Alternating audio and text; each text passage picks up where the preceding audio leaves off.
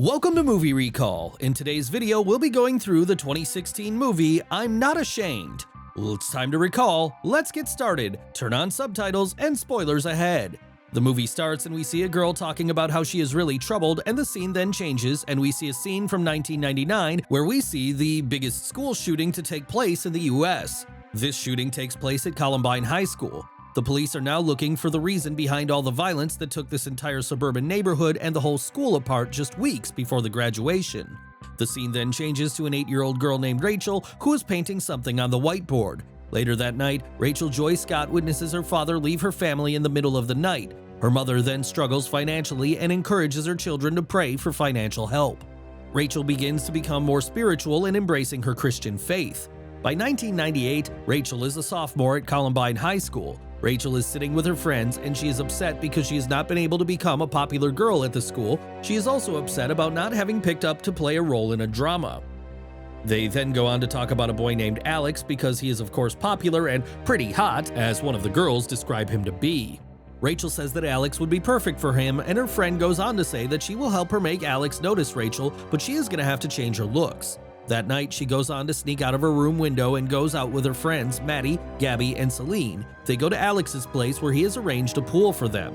When Rachel is sitting with Alex beside the pool, she tells him that she is not like her friends at all, adding that she is not at all social. They then talk about how Rachel writes and draws, and also shares that he likes to write when he acts. He is basically a drama actor in their school.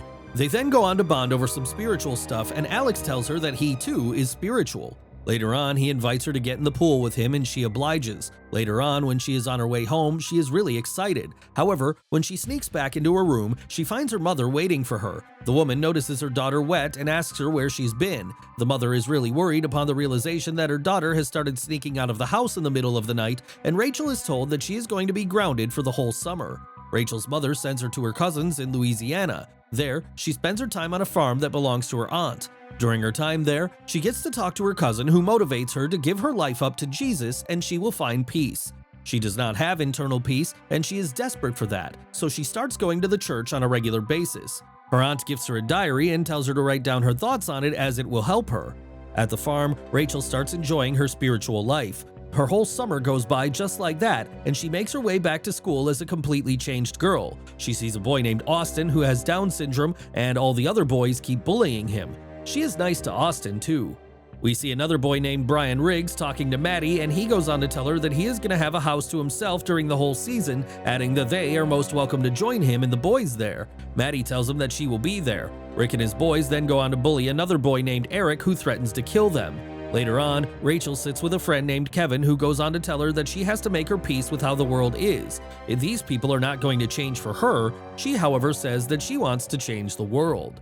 In the drama class, she again sits with Kevin and tells him that she feels like Alex is her soulmate because he gets her. The teacher comes in and goes on to tell the students that Eric is going to be their playwright for this season. The teacher then pairs the students with each other, and Alex is paired with Rachel and she is over the moon. Maddie later goes on to tell Rachel that Alex is going to be at a party and they have got to be there. They go to the party and she gets to talk to Alex, who tells her that he has missed her during the summer and goes on to tell her to take part in his play as the lead female. When Rachel is at work at what seems like a diner, an old woman walks in and the mean guy at the counter tells Rachel to tell the old woman to leave, but when she tells her this, another woman comes in and places an order for the other old lady. She later on feels guilty for missing the opportunity to help that old woman. Later on, she is at the church when she sees a boy who seems really worried. She goes to the boy and asks him if he needs any help, but the boy says that he does not need any help. The boy then just gets out of there. She goes on to follow him to a secluded area, which seems to be a really dangerous area for a girl like her. He asks her what she is doing there, adding that it is not safe. He tells her that he was just there at the church for the food, he is homeless, and his mother is really sick too. She then goes to a store with him and buys him something to drink and eat. At first, he keeps telling her to go away, but when she is about to leave with her sister, he finally tells her his name, Nathan Ballard. The next day, when Rachel is at her school, she sees Riggs and the other boys while Eric just wants to kill Riggs, but he is unable to do anything. The next night, she is with her church group when she remembers that she invited Nathan Ballard too. She goes out in the street to look for him and he is there. He starts calling her little sister and tells her that he is there to make sure his sister does not walk these streets alone at night. She gives him some food too. He then talks to the support group at the church and tells them his problems. His dad is in jail while his mother lives with a group of junkies because she is addicted to heroin. He has been homeless himself. A boy named Tony then tells him that he can crash at his place, and Nathan is really impressed by that. The next day, she makes her way to the school to do some practice. Alex is training her for the upcoming trials, and they spend some quality time practicing. They get to know each other better. Kevin later goes on to introduce Rachel to another boy named Dave who has just moved in with her mother as their parents got separated. She tells Dave to talk to her if he needs someone to talk to. The next day, she again goes for the practice with Alex and he tells her about his parents, how his dad left them when he was just a kid and that he has never really been there for them. One day, he goes on to read her diary and tells her she writes really well. Later on, they go on to hang out with Alex, and Alex goes on to express his astonishment at how similar his and Rachel's families are. He then goes on to say that he feels like they are meant for each other because they have been through the same pain. On the last day of their practice, they act on the stage together. They are the only ones there, and the two end up kissing. The next day, Rachel is seen up on the stage auditioning. She ends up getting selected for the female lead role. She also tells her friends that Alex kissed her, and all of them except Celine are really excited for her. She is the only one who seems a little jealous. On the other hand, we see Eric and his friend planning a revenge against Brian Riggs, as both of them are sick of his bullying. Nathan seems to be getting along with the church group, and he also ends up getting a job. On Christmas Eve, he goes on to see Rachel and she gives him a diary and tells him that he can write his thoughts in this and make a journal out of it. He thanks her for the gift and goes on to ask if she got the part in the play, and she says she did. He asks about Alex and tells her to invite him to the church so that he can meet him too. On her birthday, Rachel's dad goes on to gift her a car and she is thrilled. That night, she goes out to a bonfire in the woods with Alex. She goes on to ask him where their relationship is going, and he says that he does not want to put a tag on what they have. He says he wants things to keep going the way they are going and just let it be.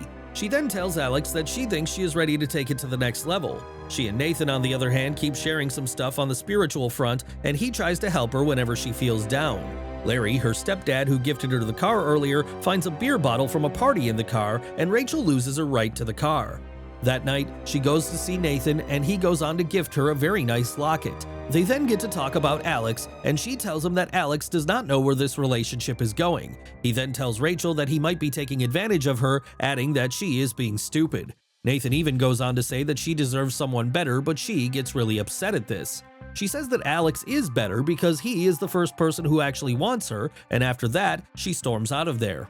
The evening of her play finally arrives. All of her family and friends are there to see her perform. Nathan is also there, and when Alex goes on to kiss Rachel at the end of the play, Nathan does not seem to like it at all. After the play, Rachel comes to Nathan and he gives her a flower. Alex also comes in and Rachel introduces them to each other. Nathan tells to Alex's face that he does not like him in the play, and Alex gets offended. The two of them end up getting into a fight, and Rachel is bewildered to see Nathan behaving like that. Alex then takes her away and they go to a party. Rachel really wants to figure things out with Alex after the play, and she tells Maddie that she does not feel like she and Alex are a thing unless he says it's so. She sees Celine coming out of a room, and she is coming back after having sex with a random guy. Rachel tells her to be careful out there, but she says that she is just having fun.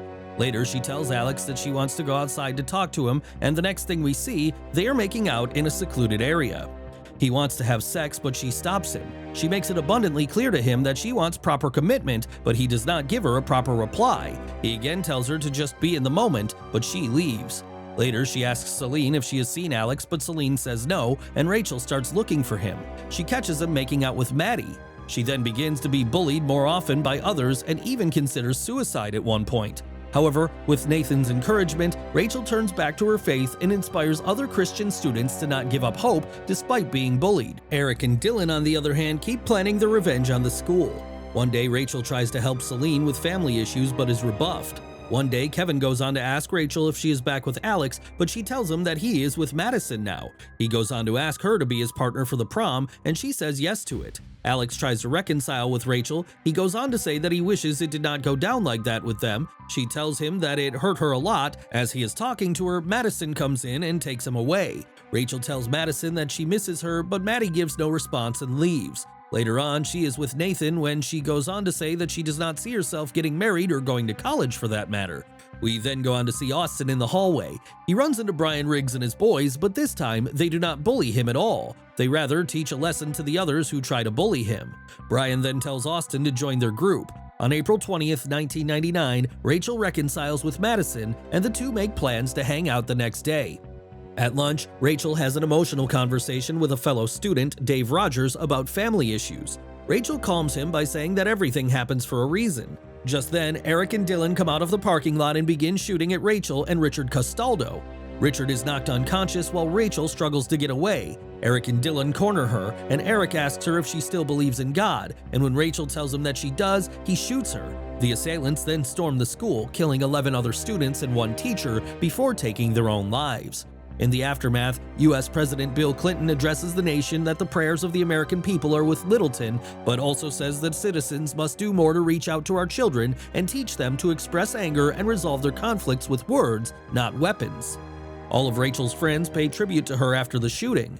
At Rachel's funeral, Nathan gives a eulogy, stating that he always loved her. Sometime after, Rachel's mother finds a note on a dresser in her house that Rachel had written years before. The note states that she will one day touch millions of people's hearts, and with that, the movie comes to an end. Thanks for watching. Please like, subscribe, and click the bell icon to get new movie recaps.